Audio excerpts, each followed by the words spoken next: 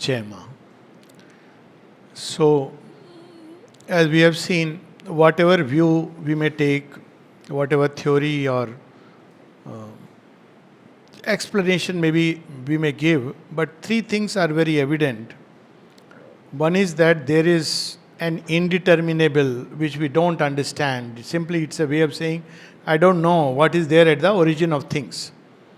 Science itself says, it says, I don't know. We don't know what is at the origin of things, and it says it's not my concern. I study only nature and processes. So it's fair enough. But why we need to know, we'll come to that later. So there is an indeterminable about which we don't know. Then there is second, which are the indeterminates, which are like chaos. That's all. A cloud or electrical points, something which out of which something else will come out. So it's an indeterminate. And then there are cosmic determinations. Things come out in a certain way. So if things didn't come out in a certain way, in a fixed order, then there would be no problem. If just randomly some game was going on, probably there will be no human being even to study, try to understand. Then it's okay, we can understand. But the way things happen and the way they take shape, one of the things that personally used to marvel, to me at least, that how come out of dust man has been created? So there has to be some great, tremendous something which we don't know. This before turning to Sri Aurobindo, that, and also from there came another speculation which was right on target, that if something has emerged out of dust to man, it cannot stop with man. Whether you believe in God or not, it's a different thing altogether. How can the evolutionary power just stop suddenly with man? And if you take there is divine behind, then all the more reason, because such a imperfect creature called me, myself, it's just not possible. It doesn't go with the creator's creativity. So these two things one can purely by logical insight understand that there is something which is happening, something more whose true nature we don't understand, and that fills us with wonder. We marvel at it. That's how the Gita puts it. Ascharyavat pashyati kaschidenam. But we want to unravel the Ascharya. Why? Because we must get to the core of the mystery and see what it holds for us. The more we discover the deeper truth, the more it empowers us. So in that sense. So then, first is the explanation of science, energy, random motion, chance.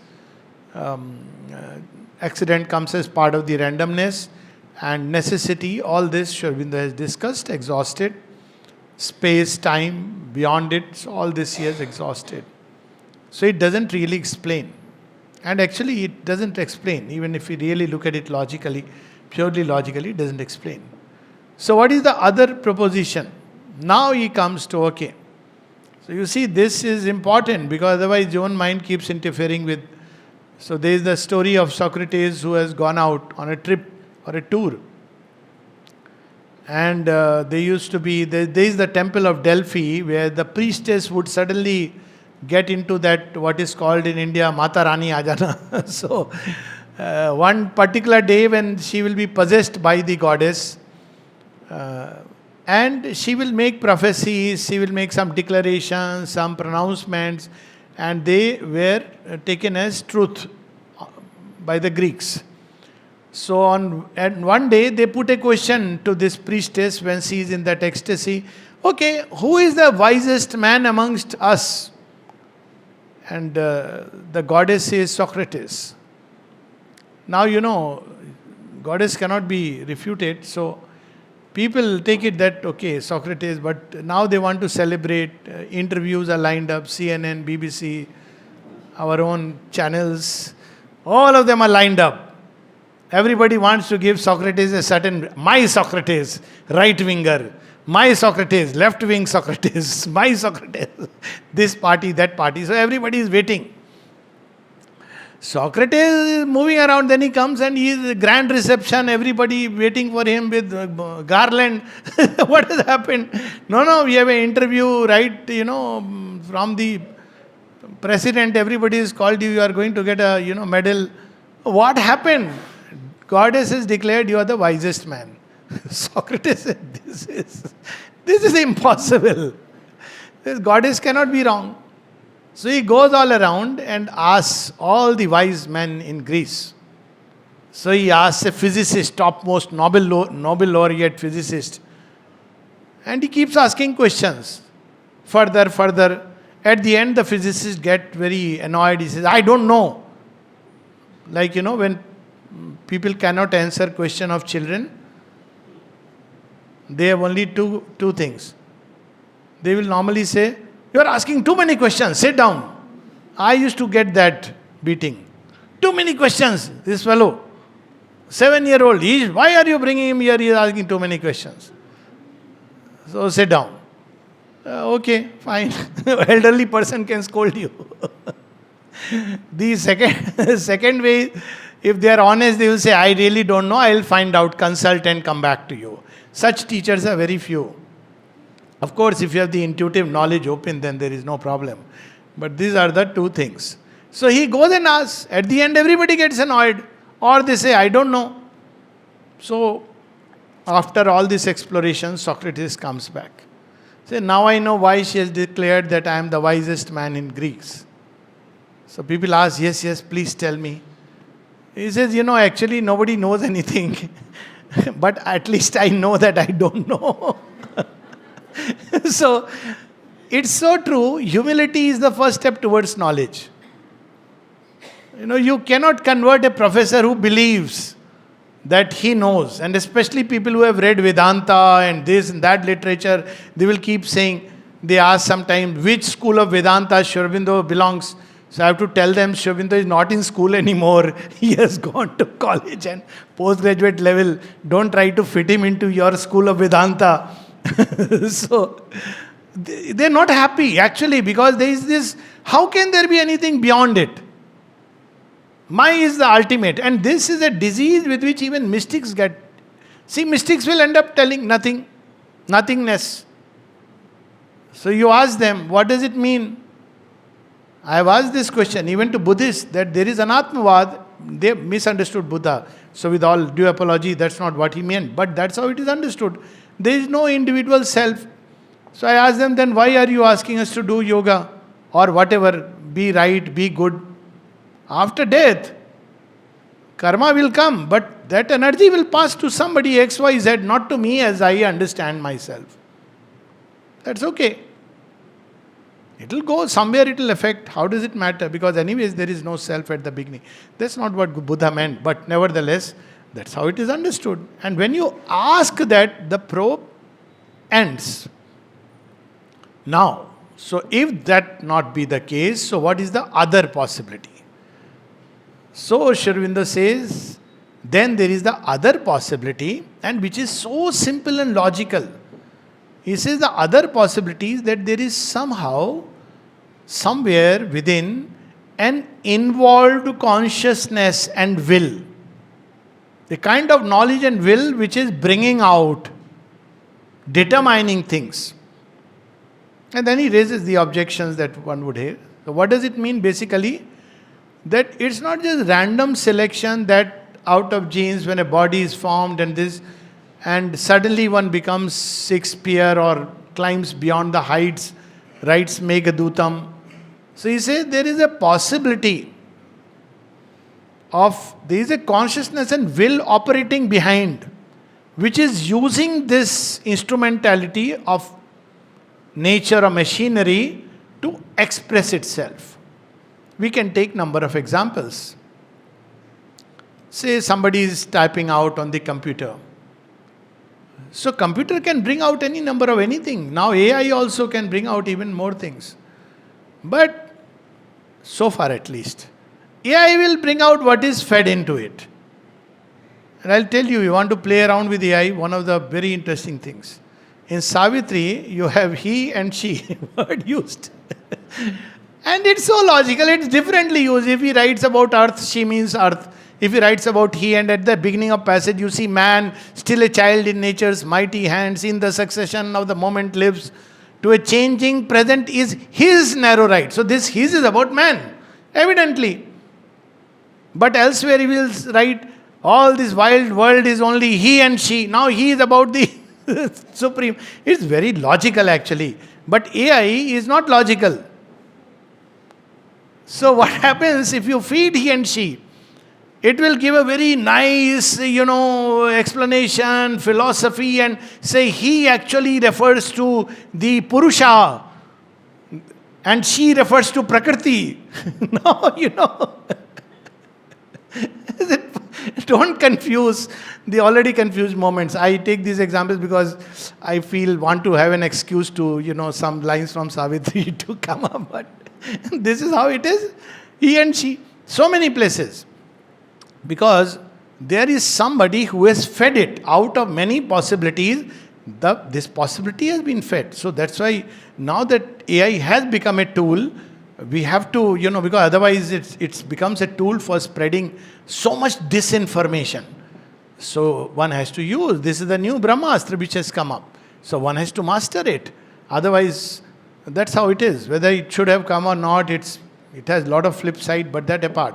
So this is how, if not this, there is an involved consciousness and will. That's what is bringing out the same nervous system. We all have the same number of nerves, the same kind of brain, but the possibilities are very different.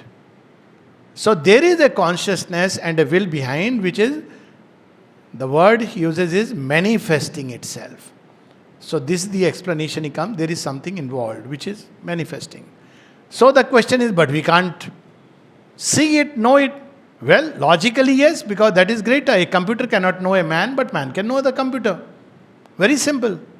So it will explain that why we cannot know, because you cannot know that by the instrument that it has created. This is the science of Kena Upanishad. Yan mansana manute yena hur manomatang tadeva brahmantam vidhi nedam yadidam upasate. That which the mind cannot know. Yan mansa na manute. Yena hur manomatam. That by which the mind can be known. See the difference. The man can know the computer, but computer cannot know the man, even though it's... So the human mind, the creation cannot know the creator, but the creator knows the creation. So this is one way. But then that means the indeterminable will be forever indeterminable. So there is no real link. Shovinda is not satisfied with that answer. So there is a way people try to explain this, that yes, there is a omnipresent, omniscient, not omnipresent, omniscient, omnipotent deity or God who is beyond the cosmos. And he has created all this by the fiat of his will. God said, let there be light, and there was light. That's how it is explained. But the problem there is, then there is no way that anything in the cosmos can ever know the creator. Because it's like the man making the computer. So this is one approach people take. Creator has made this creation. You cannot know anything about the creator, but he has made laws which are understandable. Laws are, if you touch fire, you are going to burn your fingers. So you must understand the law and live by the law. This is what these Semitic schools of religion say. But then, if the creator, which is again logical, is also present within. Why presence within is logically needed? Because if he is just doing it from there, then again the way the whole process is taking place. What is taking place? There is an evolution of consciousness, evolution of intelligence, evolution of faculties, evolution of capacities. If he is just creating like that, he is like a magician throwing out. Suddenly you have a pigeon, pigeon. Then you have a lion coming out, lion. Also, it cannot explain why he is creating all these deadly fellows. Because people say, oh, it is God who created. It's thoughts of God. So Shivinda brings very humorously the argument. One can argue, couldn't he have better thoughts? Yes, creation is a thought and act of God. He should have at least had better thought, better act.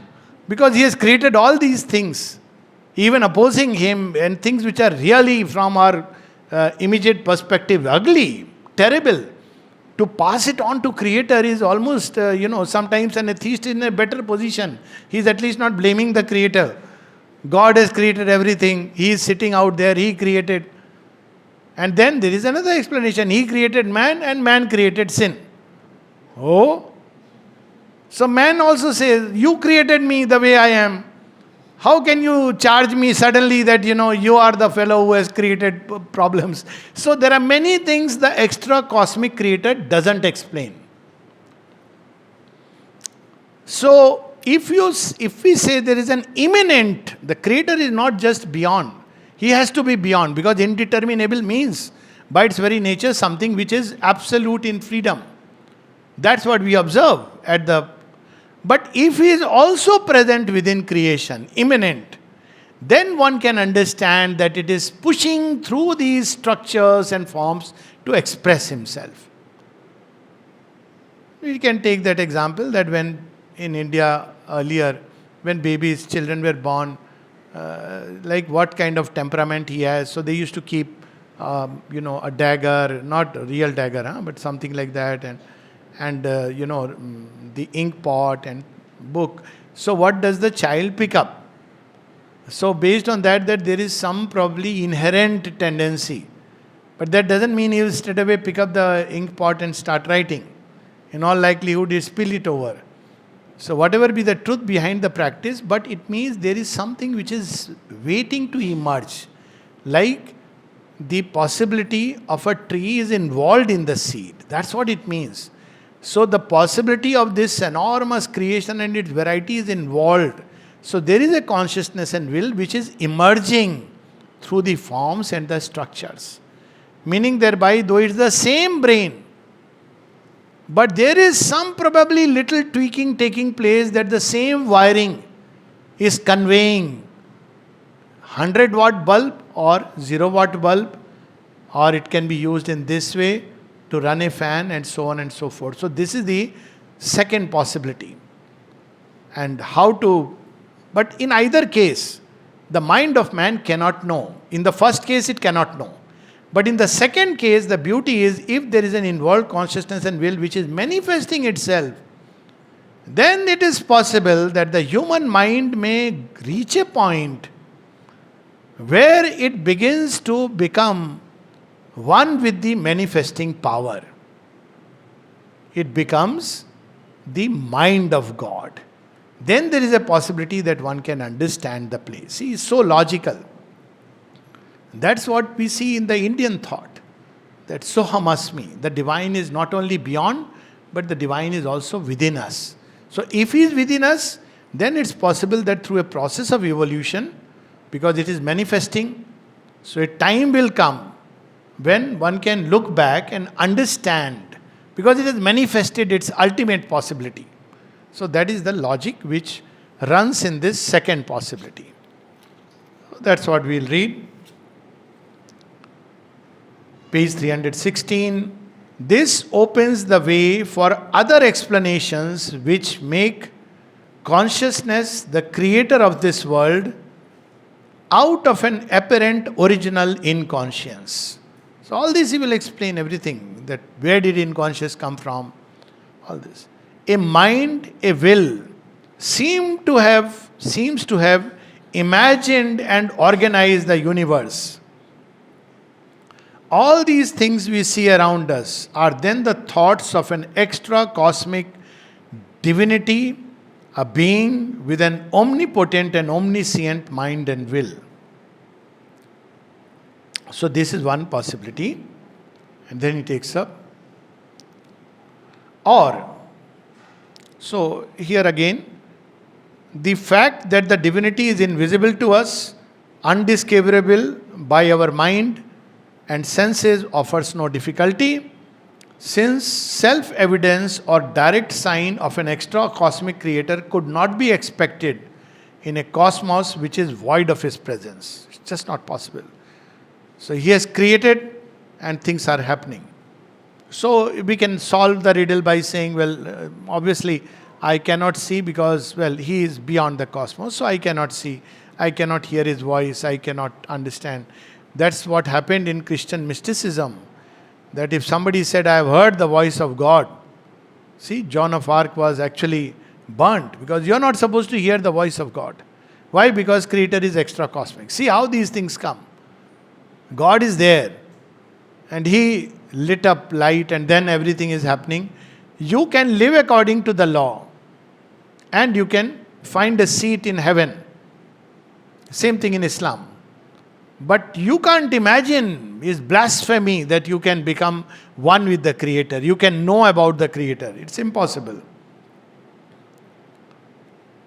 Or, if this Creator is not entirely supracosmic, but is also immanent in His works, even then there need be no other sign of Him, except indeed to some consciousness evolving in this inconscient world, but only when its evolution reached a point at which it could become aware of the indwelling presence. Very simple.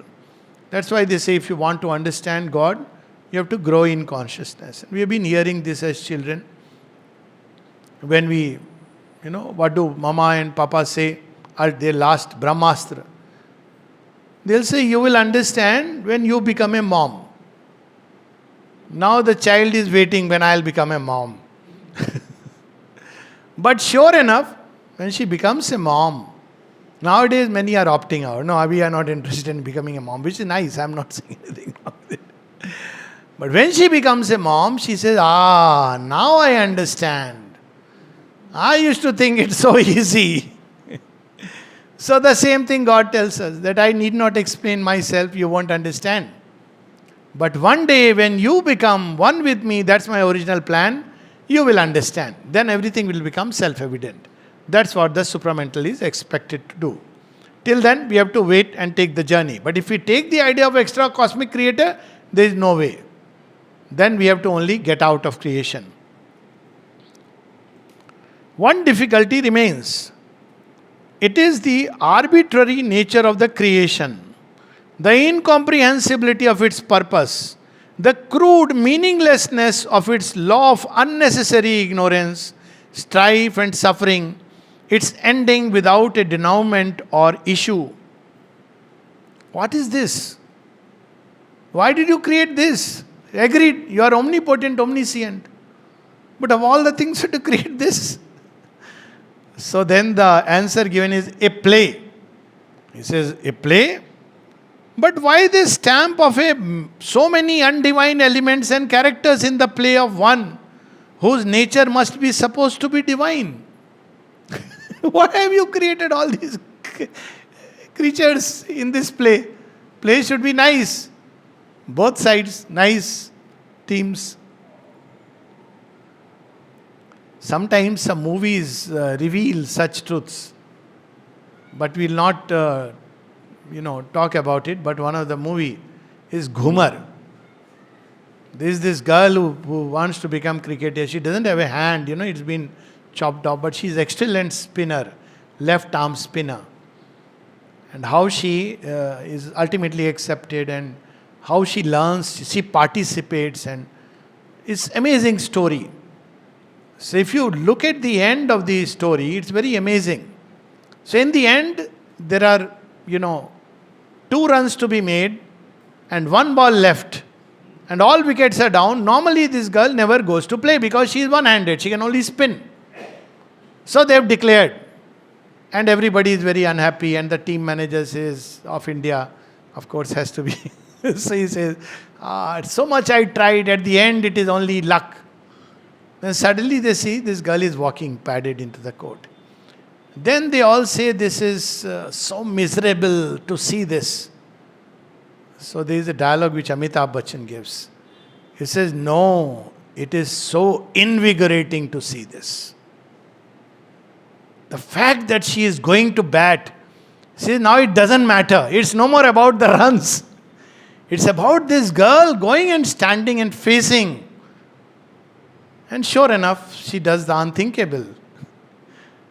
So this is the whole, that gives you the meaning of all this struggle. But if you look at it just cross-sectionally, not vertically, then it seems, why has he created this? So, a play, but why this stamp? Play of the one whose nature must be supposed to be divine. To the suggestion that what we see worked out in the world is the thoughts of God, the retort can be made that God could well have had better thoughts, and the best thought of all would have been to refrain from the creation of an unhappy and unintelligible universe. So you see, there is humor suddenly coming up. In Savitri, there is humor here also. Several places you see humor. He said, okay, but why did he do this at all? he, he says, better he would have created happy, or best, why have he created at all? Because you can't understand the mystery.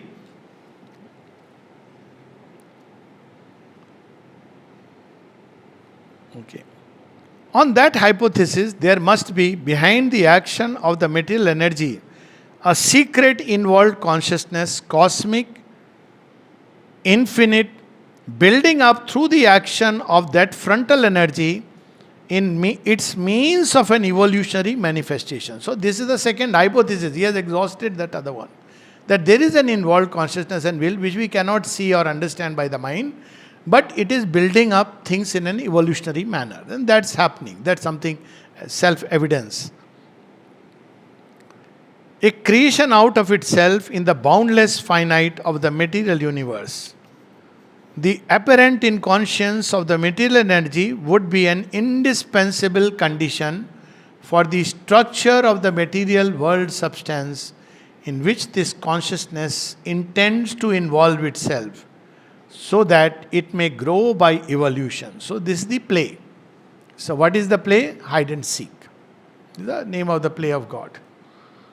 Very fascinating play. So for some time you don't know that you are playing this game. You are only seeking. Where is God? Where is God? Then as you grow up, suddenly comes and, hide and seek becomes very boring if the person who is hiding, he doesn't give any hint. It is boring play for both. So suddenly he'll come and tap you and where is he is hiding again. Isn't it? Then the play becomes very fascinating. Then he is seen here, seen there. Then eventually you meet him. So this is the play, name of the play. That's why children love this play, hide and seek. I don't know whether they play now or not, or everything is now, they miss out on these wonderful games. Pahad Pani and hide and seek, all this is so nice. So this is the play. So there is an evolution that is taking place. Why? Because as the person realizes instinctively almost where he must be hiding, where my friend be hiding. So he gets into that place so much that he suddenly turns when he's about to touch and say, here I have caught you. So then the play becomes very fascinating. But before that, it's of this kind. So he says evolution.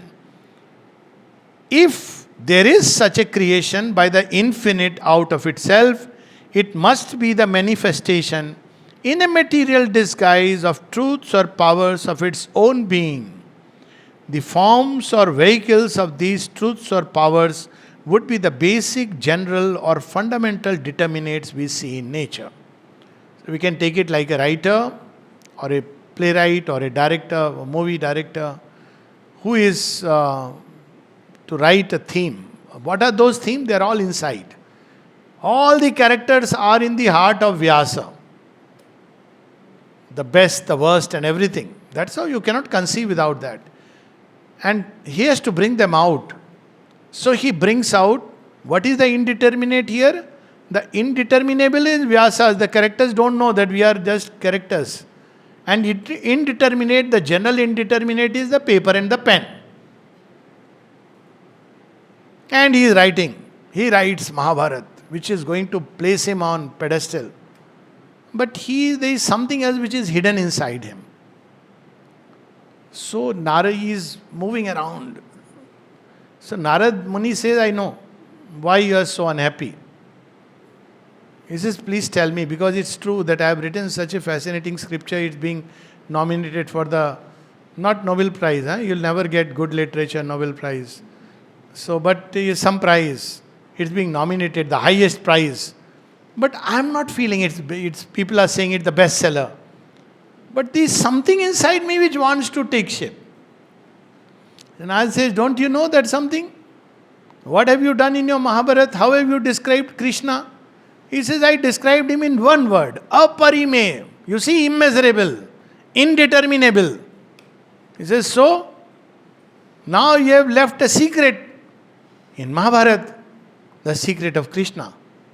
He is immeasurable, he is indeterminable. Is it really so? Cannot we know the indeterminable? He says, yes, we can know.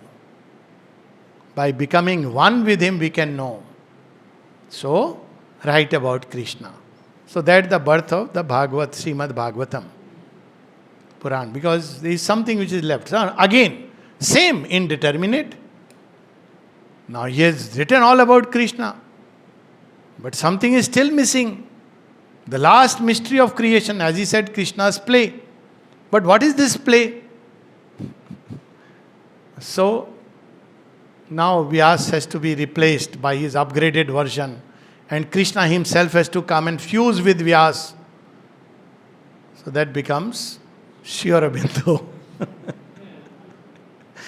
And he writes Savitri and the life divine. I am revealing all the secrets finally. That's how it is. Same indeterminate, same paper, same pen. But what comes out is the ultimate mystery of the indeterminable. That's what is meant by the play and the manifestation. Now we have to struggle to understand it, so that's okay. At least we are close to the mystery. So, he is revealing to us that these things become vehicle. The principle of free variation of possibilities natural to an infinite consciousness would be the explanation of the aspect of inconscient chance. So you can understand chance also, because it's infinite. It's playing with all kinds of probabilities and possibilities. So chance is only trying to imitate this truth. What about necessity? Again, necessity is trying to imitate or express this truth, that there is a truth hidden inside which necessitates the emergence. So both these things, which are terms used by science, become explicable. The principle of free variation of possibilities natural to an infinite consciousness would be the explanation of the aspect of inconscient chance. The principle of truths, real powers of the infinite imperatively fulfilling themselves, would be the explanation of the opposite aspect of a mechanical necessity which we see in nature. Now comes a very big googly, super googly. The moment we say infinite possibility, it means the possibility of contradicting itself. So in this world you see, not only just a linear creation of godlike things, but the resistance, which serves a purpose, but we will be skipping chapters. But even the resistance is part of the play. We cannot spare in the evolutionary process a Ravana. If you spare Ravana in the evolutionary process, the fullness of Ram cannot come out. Ram would be only a very tender, Sukumar, full of love, sweetness, obedient. But Rama is known not for any of these things. Sri Krishna says, in Paurush, among men, I am Rama. What would Rama be without Ravan? So in the play, ultimately Ravan will go. That's because it's out of the infinite that these possibilities are emerging. No possibility can be greater than the original consciousness which gives rise to it, but it is bound to be there. That's how Sri Aurobindo explains evil and suffering. They are not in the beginning of creation, and they will not be when the creation evolves beyond a point. But they are part of the journey and the passage. So, but that he will come to later. So necessity, because people say, okay, necessity, but what necessity of these characters? This is the necessity. Because infinite possibilities, including the possibility of opposing itself. So that's how it comes, and it serves a purpose, incidentally. Often I say, if there are no challenges in life, then what is life? It will be so dull, boring, meaningless.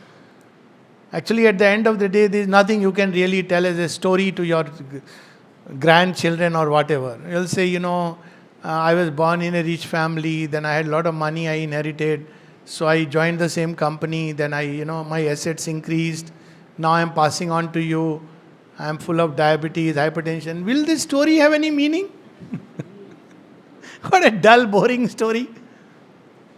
But when you say that, well, I was born as a rich fellow, my father turned me away, sent me to Gurukul,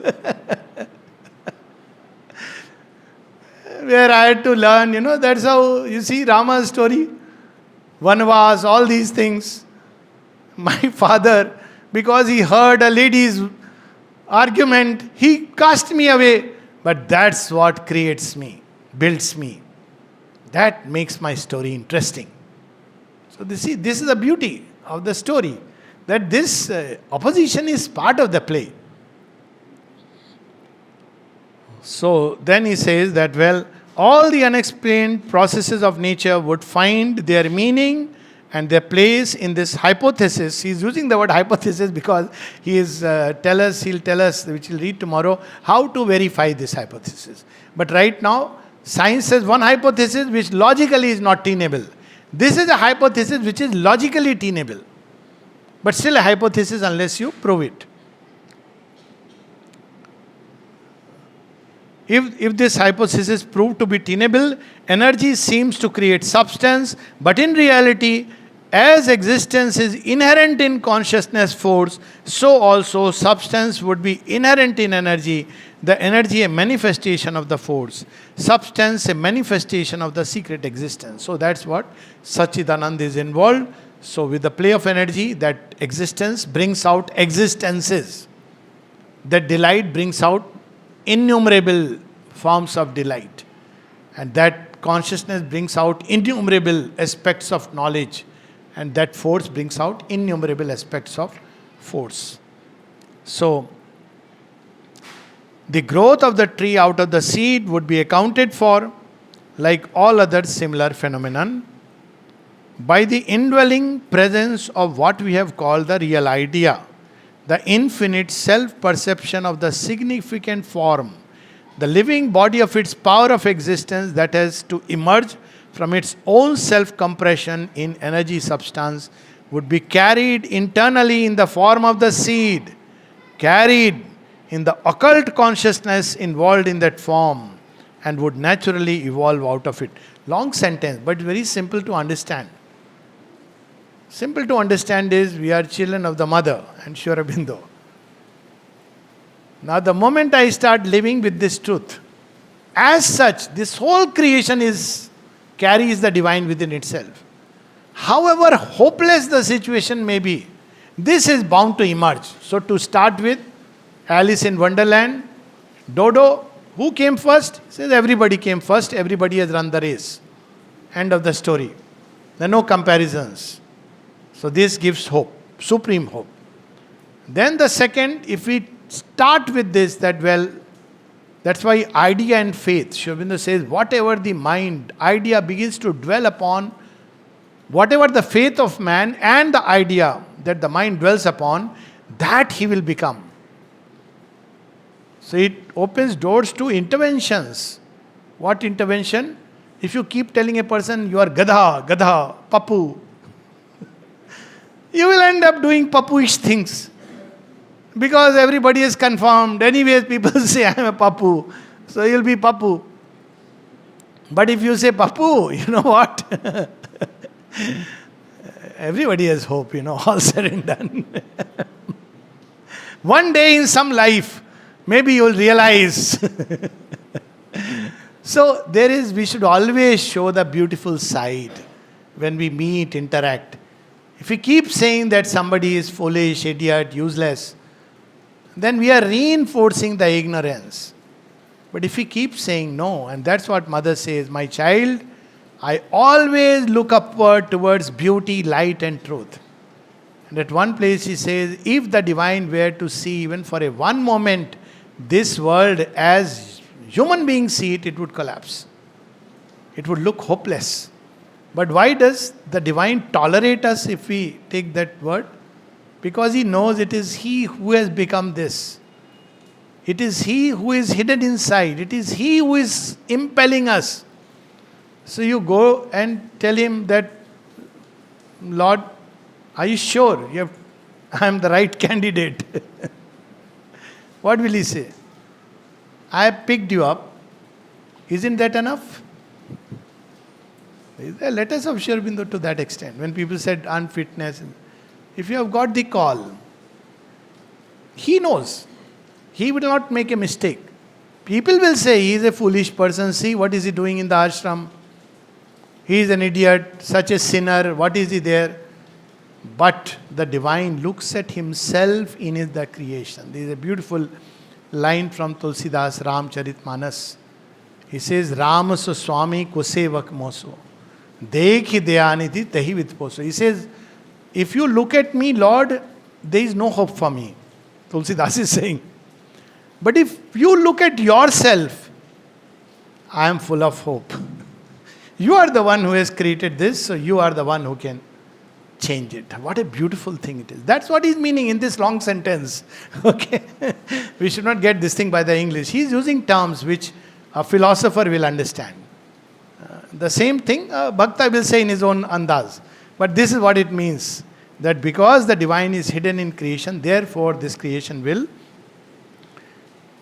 release the divine. So he explains all this, and one more sentence somewhere we'll read and then we can stop. Okay.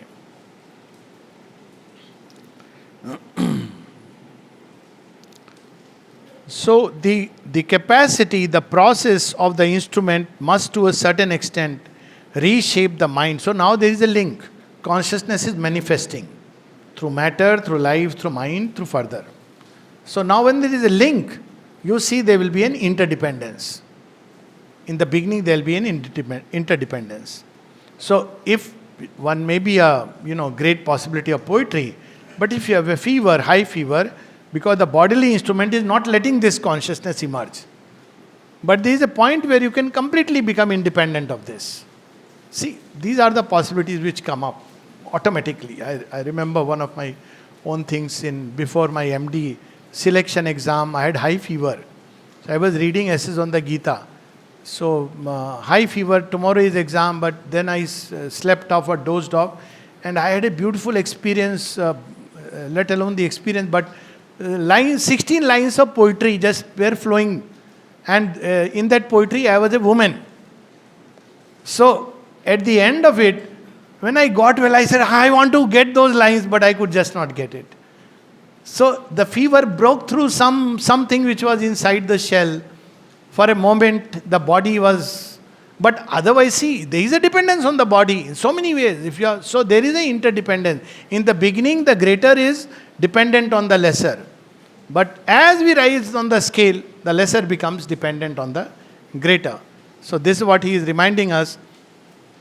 All this is possible because the body has a subconscious consciousness of its own, which counts in our total self-expression.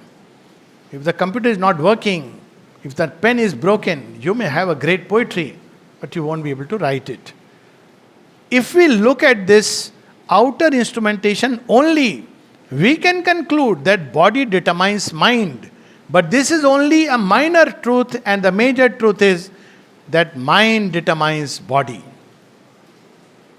And this is also true in experience. There is a point of time when the mind, Elizabeth I, when she is dying and they say, you can't get up, queen. People they are shouting, we want bread, because, she doesn't realize, because the ministers are not telling her the full truth. She says, I want to see, they are my people. They no, they are just like that. They just speak like that. You are on deathbed, She says, but death can wait. And walks. I want to see my people. But death can wait. So you see, mind can completely reverse as it evolves out. But in the beginning it looks like it is dependent on the body. So both things, sometimes in one life one can experience it. In this view, a still deeper truth becomes conceivable, a spiritual entity ensouling the substance that veils it is the original determinant of both mind and body. So, as we grow, the mind can learn to determine the reactions of the body, even to the overriding of its normal law or conditions of action. Finally, the conception of a divine mind and will creating the cosmos becomes possible. So, basically, through the release of consciousness, the mind can reach a point when it is subject to the body, there is the instant reaction determined by the body and the nervous system. But as it evolves, it can give a very different reaction. Like we know Sri Aurobindo giving that, what shall I say, not reaction. When somebody has thrown stones, manifesting stones through occult processes, that man, obviously the magic bounced back and he is on deathbed. And the mother goes and tells Sri Aurobindo that his wife has come, she is wanting to seek pardon because she has realized the mistake and he tried to throw the stones and the magic has fallen back and he is on deathbed. Sri Aurobindo's reply, he doesn't say, Jaisi karni, vaisi bharni. भगवान पर पत्थर फेंकोगे तो तुमको पत्थर मिलेंगे. ये भगवान अलग हैं. और पत्थर फेंकने से फल और फूल देते हैं. उनको एक ही चीज आती है. Mother knows to give love. Love will express in different ways. Even Kali is love. So, Sri Aurobindo says, what? Death for a few stones? Why she has to even ask forgiveness? Death for a few stones and he recovers. That is what is the peak. Then the divine mind and divine will start determining. That's how we can play our role in creation, by becoming one with the mind of God. So the more human consciousness evolves, it will find more and more, the play will become more and more aligned to the divine will. And then we'll see the end of all the problems. We call as problems, but they were part of the evolutionary challenge. So the sooner we'll grow. So if you are in the school of nature, school of ignorance, the teacher is strict, very bad, horrible. Child comes and complains. What do the parents do? They try to change the school. Another teacher, somewhere some teacher will be there. So and you, what do you say? Beta, beti, 4 साल 5 साल और है ना, पढ़ाई कर ले, एक बार तो पास हो जाएगी. You have to just finish this schooling, no? After that, when you become a teacher, this teacher has taught you how not to be a teacher. That's why I always say that, everybody is a teacher. Some teachers how to be and some teachers how not to be. But right now, go through it. Finish. The sooner you finish, the better it is. That's how we were pushed to learn. That quickly finish. After you become a doctor or something, life will be comfortable. No, not true. But anyways, that's how. So we have to grow in consciousness if we want to consciously participate in the play, to understand its mystery and the magic, and help become his partners in the great game of life. Jai Ma, we meet tomorrow. Same time.